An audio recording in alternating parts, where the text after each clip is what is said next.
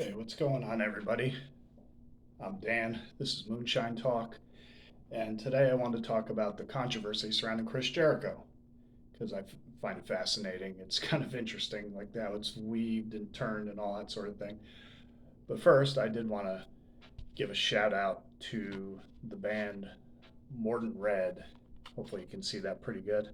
They're a black metal band from Texas, and this is Killer black metal. It's an EP. They got a full length coming out soon on Goat Throne Records. I've talked to the vocalist Revik a few times. Super cool guy. They have a channel on YouTube. I'm gonna put a link in the description box. They're killer. Check it out. Channel's entertaining. He's very entertaining. Originally started chatting with him because I watch his videos. So he had a Bad Street USA shirt on. So I was like, cool shirt. And then it kind of went from there.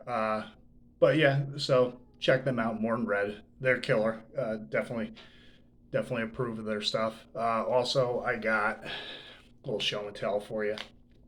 Another band from Rochester, New York, King Buffalo. I saw them a few years ago open up for Uncle Acid and Deadbeats, and I enjoyed it. Never heard of them before, and they're really killer. They call themselves Heavy Psych. I was gonna say, yeah, they're along the psych, space rock, stoner metal vibe, but they're really good. I pretty much picked up their whole discography that was available. So if you get a chance, you like that sort of thing, go check them out. Also, I'm going to put a link on this one too. My buddy Brian Brock, he's an independent wrestler that's currently on the scene. He's in Florida. He had a match recently with a guy named August Artois, and I think it was for Full Impact Pro for their heavyweight title. And it's a good match. It's long, but it's a really good match. It's exciting, and I think some of you will enjoy it. But anyhow, so that's that. Moving on. Let's get into this whole Chris Jericho thing. So anyway, this it started back in, I want to say, 2022 is where you'd probably say the genesis of this was. They had a He works for a company. Those If this were a professional show, I'd probably have a picture of Jericho on the side here. But regardless, Chris Jericho is a world famous pro wrestler. Worked for every major company, probably the past couple of decades. Has had every accolade you could have being in the business. So if you're into wrestling, you're watching my shit, then you probably know who Chris Jericho is. So anyhow, he's working for a company named AEW, All Elite Wrestling. He's been there since its inception after leaving WWE. And 2022, they had a show. And after the show, there was a press conference. And one of their main stars, CM Punk, went off. A lot of people know about it at this point, so it's really just kind of giving the background of things. He went off, uh, trashed a bunch of the people that he worked with and were also vice presidents in the company. Told everybody if they had a problem with it to come see him. Well, a couple of them did. One thing led to another. Whole brawl breaks out. All the people involved are getting suspended. People are, dogs are losing their teeth. People are getting chairs thrown at them, and it was just wild shit. So that was that. Jericho was kind of like he apparently was there, so he's had not a lot to say, but he at the time he had a few things to say about CM Punk, calling him a cancer, and because CM Punk's a controversial guy. He's just whether you like him or you hate him, he always seems to get attention. So he's he's controversial to say the least. So you got that. Recently, a gentleman by the name of Stephen P. New went on a podcast and he started talking about the NDAs revolving around what's now referred to as the brawl out, because the show itself was called All Out. So then after the fights, it turned into brawl out. uh, so anyhow, he's on the show. He's talking about that because he's representing Punk and he's representing his buddy Ace Steel, who was involved in it too. Who I think he was the one who threw a chair at one of the guys on the other side, Nick Jackson, who's a he's with a team called the Young Bucks. They work for AEW. They're longtime indie guys, indie vets. Anyhow, so he gets talking about that. Gets talking about how Ace Steel, whose wife was there, she didn't sign an NDA. And Jericho goes on Twitter and says, "Well, I didn't either." And then this turns into a whole back and forth between the two of them. And next thing you know, this wrestling journalist, uh, Nick Hausman, his name is, he put something on there about what about the NDAs you make people sign. So then Jericho blocks him, and then he unblocks him. Just all stupid, childish stuff that people seem to do online. Uh, so then he posts this whole long thing about Jericho and how if people knew the real Jericho, it would tarnish his legacy. And then he goes a step, in my opinion, a little too far. He alludes to he compares him to Harvey Weinstein, which is ridiculous. It's like so he throws that out there and he tries to make this clunky comparison that if Harvey Weinstein, I guess, because he made all he was with Miramax and all the stuff that happened there, and with him, him forcing women to do stuff sexually that they didn't want to do, but they felt like it, he the whole casting couch thing. So it was basically that he alluded to that, and he didn't go quite as far as to say that Jericho did something like that, but he threw it out there, which is that's a dick move, and you shouldn't do that unless you have verifiable proof. Now, I'll preface going forward, if anything comes out about Chris Jericho that is really awful and disgusting, I'll be the first one to say he's a piece of shit. So we'll leave that there. And but moving forward, so then uh, a couple other people start. This of course it's controversial, so it starts catching fire. A couple people they start piling onto it, and they start mentioning this situation between Jericho and this female independent wrestler who was with the company when it first started, named Kylie Ray, and how everyone was so shocked because at the time when she was there, she just quit abruptly, just disappeared, didn't want to be there anymore. And so now you follow the bouncing ball. There was a tweet that somebody put out, some rando on Twitter put something out about Jericho and basically accusing him of sexual misconduct. So she goes on there and she gives it a heart emoji.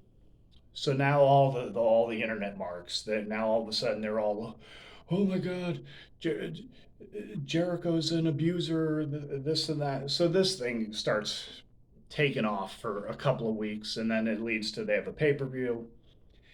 People are, the crowd's turned on Jericho, chanting NDA and booing him and all this sort of stuff. So now, of course, the people that dislike Jericho for a variety of reasons, which I'll try to get into a little bit, that now all of a sudden this becomes the story. So then you fast forward probably like a few days, maybe a week after that.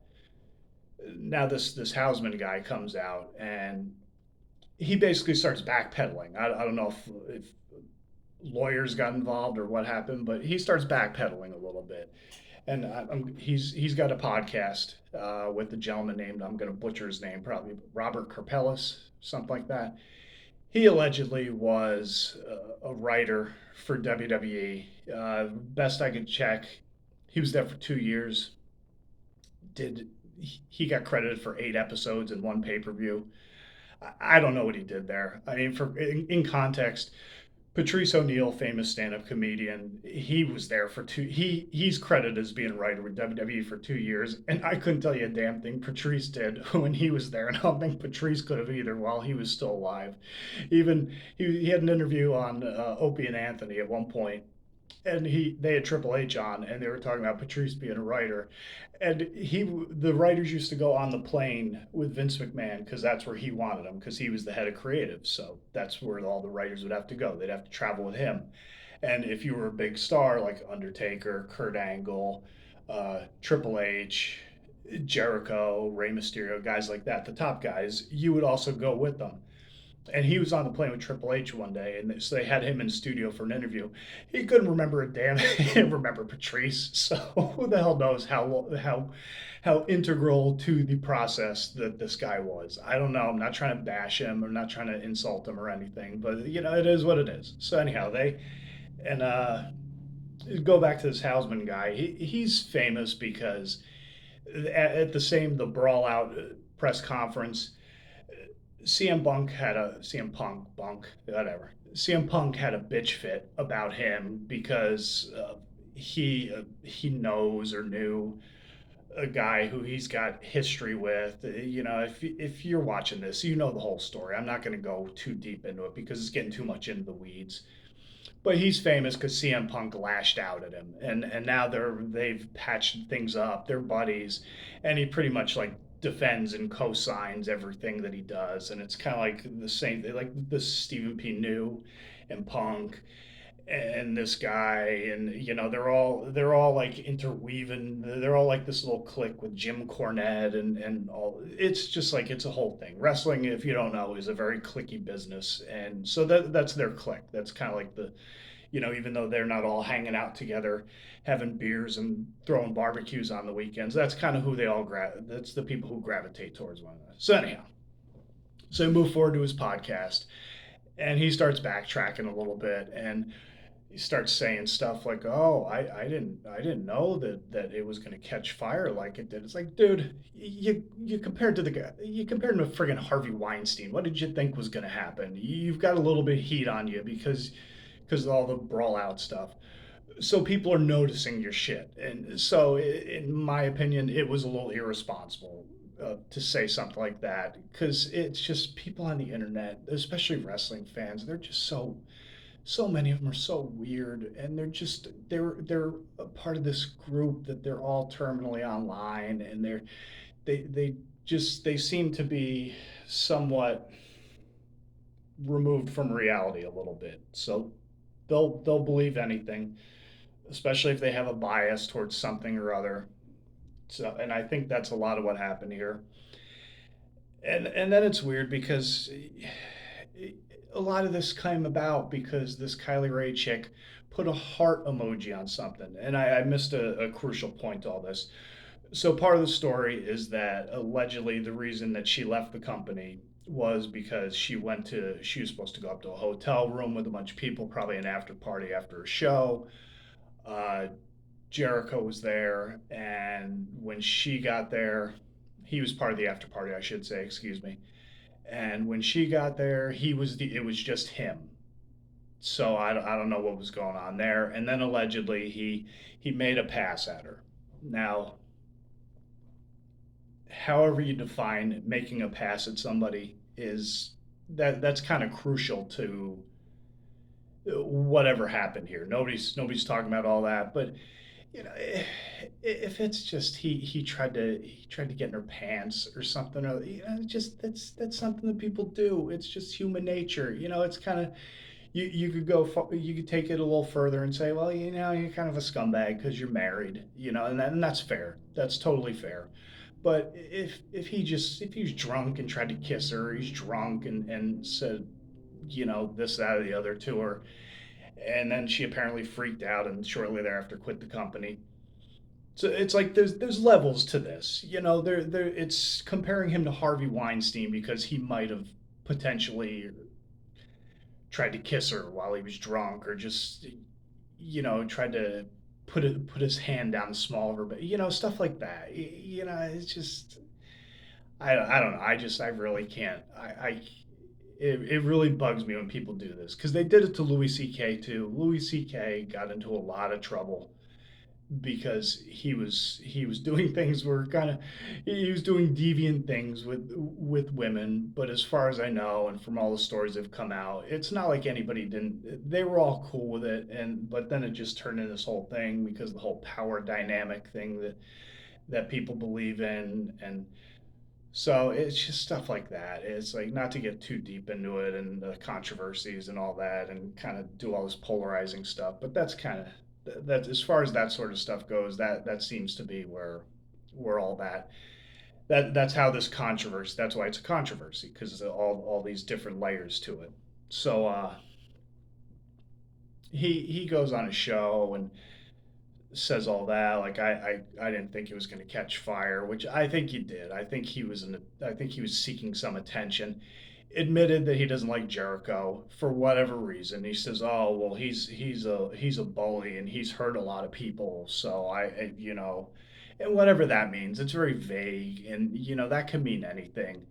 You know, whether it's killing somebody's push or getting involved with their stuff, and killing it because he's involved with it, like being like a heat killer or something like that. You know, so who the hell knows? But like I say, he's buddies with CM Punk. Jericho and Punk don't get along right now, so he's probably taking sides. There's a little bias, you know. There's a lot of bias going on there, so it's kind of hard for if you're a supposed journalist to being objective. And then the writer guy, the Carpellis guy, he says something like, uh, "Oh well, it feels like there's meat on the bone." It's like, really, why? Again, I go back to the all right, fine. He might have made a pass at somebody. You know, he might be a. There's a lot to dislike about Chris Jericho's work. He's kind of he hasn't been good the past years. Like when they say he a lot of people were hurt by his actions or the way he behaves backstage and stuff like that. I could even take that as like him doing a song and dance number on AEW. It's like yeah, that would hurt me too. Cause like, dude, that's not wrestling. This is Saturday Night Live. You know, go take that shit someplace else. It's like it's retarded. It doesn't belong in wrestling. You know, there's room for comedy. There's room for the entertainment stuff outside of the bell to bell stuff. But that's just awful. The mimosa, the going into a pool of orange juice with Orange Cassidy, who's a guy I don't really care for either. You know, there's a lot of stuff like that. I think when all the shutdowns happened and you couldn't have live crowds and all that. I think before that, Jericho was doing good work. He was doing his whole little Painmaker thing, kind of reinvented himself when he left WWE, went to New Japan, worked with Kenny Omega. I think he was kind of on the right track of doing something new and refreshing, original. And then all that happened, and I don't know. He just kind of he went sideways, and you started getting mimosa matches and song and dance numbers and all this other goofy crap that I just don't understand. So really, a lot of this is stuff that I'm not personally involved in any of it. I'm just giving my opinion. You know, you can like it or lump it. That's how I feel about it. Not trying to stir up a hornet's nest with people or online people or what have you, but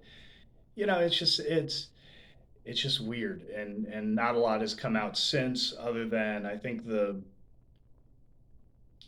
worst thing that's come out since, or the only update to the whole thing is, oh well, Jericho he got knocked out by a freaking MVP on a cruise on the Jericho cruise.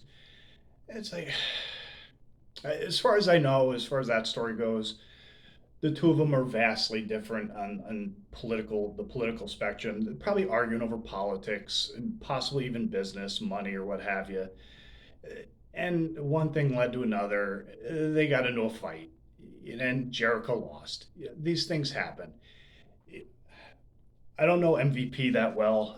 I met him once or twice down here in Florida when I was working, and I know him as Antonio Banks. I don't know if people follow the indie stuff. A lot of people probably watching this. They know Banks. They know him, and they would tell you the same thing. He's a badass. He could kick a lot of people's ass. He probably kicked the asses of most of the people in the business today. So it's not really like embarrassing or an insult to say that MVP kicked your ass. So it's like, just stuff like that. It's